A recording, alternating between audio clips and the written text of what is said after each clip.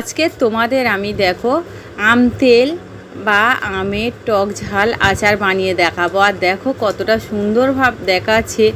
তো এই আচারটা কিভাবে সারা বছর সংরক্ষণ করেও রাখবে সেটাও কিন্তু আমি দেখিয়ে দেবো। দেখো একটুও খারাপ হবে না, মাত্র 2-3 দিন রোদে দেওয়ার পরেও তোমরা খেয়ে নিতে পারবে। তো আর রোদে যদি নাও দাও, মানে দিন 15 ঘরে রাখলেও তোমরা কিন্তু এটা খুব সহজভাবে খেয়ে নিতে পারবে। কোনো রকম তিতো লাগবে না, কিছু লাগবে না, খুব সুন্দর হবে এই আচারটা। আর টেস্টটা তোমরা কেনা আচারের থেকে কোনো অংশে কম পাবে না, খুব টেস্টি হবে। দেখো এখানে আমি আম নিয়েছি, তো এখানে মোটামুটি অনেকটাই আম। আমি আগের দিন বললাম না আমি এই আম থেকে মিষ্টি আচার করেছি, তো বাকিগুলো এই নিয়ে নিলাম। তো আমি কি করেছি, একটা আম 4টে করে ফালি করে নিয়েছি, এই রকম লম্বা লম্বা করে। তো তারপরে কি করছি, আমি জল দিয়ে পরিষ্কার করে ধুয়ে নিয়েছি। তো এরপরে আমি ওই আমের মধ্যে দিয়ে দেব লবণ আমি এখানে 4 চামচ দিয়ে দেবো, 4-5 চামচ মোটামুটি লবণ দিয়ে দেব। আর হলুদ গুঁড়ো দিয়ে দেব এখানে 1 চামচ হলুদ গুঁড়ো দিয়ে দিলাম। তারপরে হাত দিয়ে খুব সুন্দর করে মেখে নেব, ভালো করে, যেন প্রতিটা আমের মধ্যে লবণ আর হলুদ গুঁড়ো পৌঁছায় সেরকমভাবে খুব সুন্দর করে আমি দেখো মেখে নিচ্ছি। খুব সুন্দর করে আমি মেখে নিলাম। তো মেখে নেওয়া হয়ে গেলে এবার এটা আমি ঢাকা দিয়ে রেখে দেব সারা রাতের জন্য। সারা রাত কিন্তু এটা ভিজিয়ে রাখবো, ওই জন্য আমি সন্ধ্যের দিকে এটা করেছি। তো সারা রাত ভিজিয়ে রেখেছি। এবার পরের দিন আমি দেখাচ্ছি। দেখো এটা সারা রাত ভিজিয়ে রাখার পরে কতটা জল ছেড়েছে আম থেকে। তো এরপরে আমি আমগুলো একটা একটা করে একটা প্লেটের মধ্যে মানে তুলে নিচ্ছি। এর ফলে কি হবে, আমের অনেক যেসব আম খুব টক হয় সেটা কিন্তু কিছুটা হলেও টক মানে বের হয়ে যাবে, আর এতে করে আমটা অনেকটাই মজেও যাবে। তো দেখো এইভাবে প্লেটে আমি সাজিয়ে নিচ্ছি।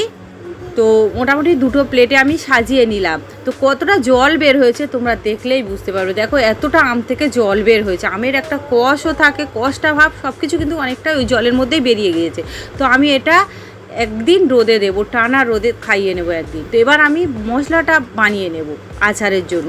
প্রথমে 2 চামচ আমি ধনে নিলাম, গোটা ধনে, 1 চামচ জিরে গোটা নিলাম, 1 চামচ মৌরি নিলাম, 1 চামচ ওর মধ্যে কালো জিরে নিলাম, আর 1 চামচ জোয়ান নিলাম, 1/2 চামচ মেথি নিলাম, আর 4টে শুকনো লঙ্কা। তারপরে একটুখানি ভেজে নেব, হালকাভাবে মিনিট খানেক ভেজে নেব, একদম লো আঁচে, কিন্তু আঁচ জোরে দেওয়া যাবে না, তাহলে মশলাটা পুড়ে যাবে। আর এবার 1.5 চামচ আমি কালো সর্ষে দিচ্ছি, আর সাদা সর্ষে দিচ্ছি এখানে 2 চামচ।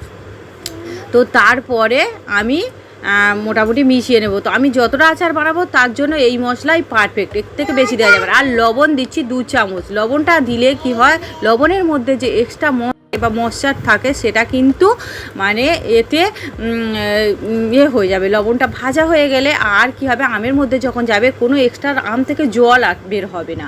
তো এবার আমি তেল গরম করে নিচ্ছি। তেলটা যখন ধোঁয়া ওটা মতো হবে সেই রকম গরম করে নেব।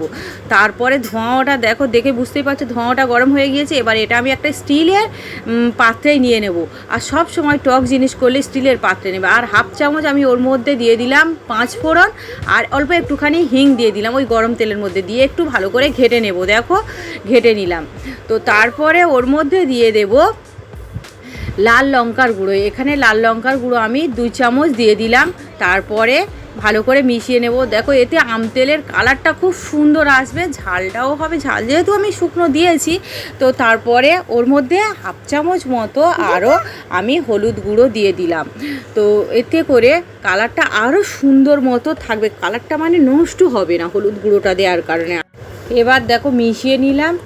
আর এরপরে ওই ভাজা মশলাটা ওই তেলের মধ্যেই কিন্তু আমি দেব। আর ভাজা মশলাটা গুঁড়ো করেছি আমি একটু হালকা দানা দানা, দেখে তোমরা বুঝতেই পারছো একদম মিহি গুঁড়ো কিন্তু করিনি। আর মিহি গুঁড়ো তোমরাও করবে না। আম তেলে তোমরা সচরাচর কিনে বা এমনি বা দেখেছো যে মানে মশলাটা দানা দানা। আর আমটা দেখো কীরকম আমার শুকিয়েছে, এরকম আমি আমটা কিন্তু শুকিয়ে নিয়েছি।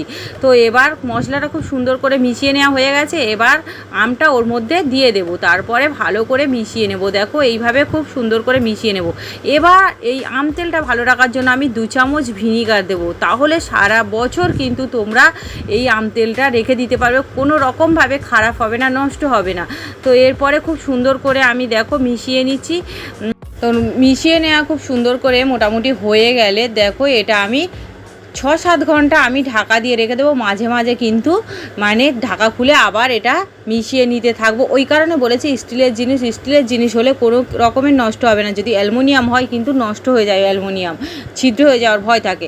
তো দেখো 6-7 ঘন্টা পরে আমি দেখাচ্ছি কি সুন্দরভাবে তেলটা সেপারেট হয়ে গেছে আর আমটার কালারটা কত সুন্দর এসেছে তোমরা দেখে বুঝতেই পারছো। এবার আমি এটা কি করব, একটা কাঁচের জারের মধ্যে ভরে নেব আগে, আর তারপরে ভরা হয়ে গেলে আমি ওর মধ্যে তেল দিয়ে দেবো। যে তেলটা দেবো সেই তেলটা আমি প্রথমে ধোঁয়া ওটা গরম করে নেব, তারপর ওটা একটু ঠান্ডা করে হালকা যখন গরম থাকবে তখনই দেব। যদি খুব গরম দেওয়া হয় তাহলে জারটা ভেঙে যেতে পারে, সেই জন্য। তো তারপরে তেল আমি আস্তে আস্তে দিয়ে দেব ওর মধ্যে। তো এখানে আমার টোটাল এই একটা জার ভর্তি মোটামুটি টোটাল তেল লেগেছে প্রায় 200 গ্রাম মতো। তো জাপারে হোক তোমরা মোটামুটি এইভাবে বানিয়ে নেবে, আর এটা সারা বছর সংরক্ষণ করে এটা মোটামুটি 2-3 দিন রোদে দেওয়ার পরে তোমরা খেতে পারো। কোনো রকম তিতে লাগবে না, কিছু লাগবে না, খুব সুন্দর হবে। আর যদি না রোদে দাও তাহলে একটুখানি মুখে কোনো একটা কাপড় জড়িয়ে ঘরের মধ্যে রেখে দিলেই হয়ে যাবে। তো আজকের এই ভিডিওটা ভালো লাগলে আমার চ্যানেলকে প্লিজ লাইক কমেন্ট শেয়ার, নতুন বন্ধুদের বলে রাখি আমার চ্যানেলটা সাবস্ক্রাইব করেন, প্লিজ সাবস্ক্রাইব করে দেবে। সবাই ভালো থাকবে, সুস্থ থাকবে, ধন্যবাদ সবাইকে।